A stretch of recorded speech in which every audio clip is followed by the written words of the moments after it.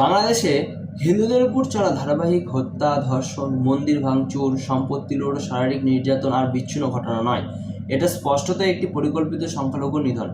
পিরোজপুরের ডুমরিতলা গ্রামে দরজা আটকে হিন্দু পরিবারকে আগুনে পুড়িয়ে মারার মতো ঘটনাগুলো এই নৃশংসতার ভয়াবহতা আরও স্পষ্ট করে দিয়েছে।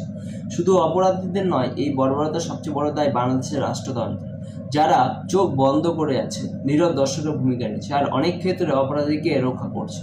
প্রশাসনিক নিষ্ক্রিয়তা, বিচারহীনতা, সংস্কৃতি ও রাজনৈতিক প্রশ্রয় এই হিংসাকে উৎসাহ দিচ্ছে। ধর্মের পরিচয়ে মানুষ হত্যা কোনো সভ্য রাষ্ট্রে গ্রহণযোগ্য হতে পারে না। এটা চরম মানবাধিকার লঙ্ঘন, এটা বর্বর। আর যারা এই অন্যায়ের সামনে নীরব, তারা অপরাধী সহযোগী। নীরবতা এখানে নিরপেক্ষ, নীরবতা এখানে কাপুরুষতা।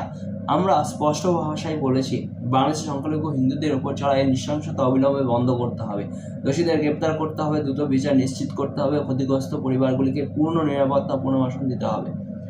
আন্তর্জাতিক মানবাধিকার সংগঠন ও গণতান্ত্রিক বিশ্বকে এই বিষয়ে অবিলম্বে হস্তক্ষেপ করতে হবে। ধর্মের নামে হিংসা নয়, মানবতার জয় হোক। বাংলাদেশে হিন্দু নিধনের বিরুদ্ধে আমরা তীব্র নিন্দা ও ন্যায় বিচারের দাবি জানাই।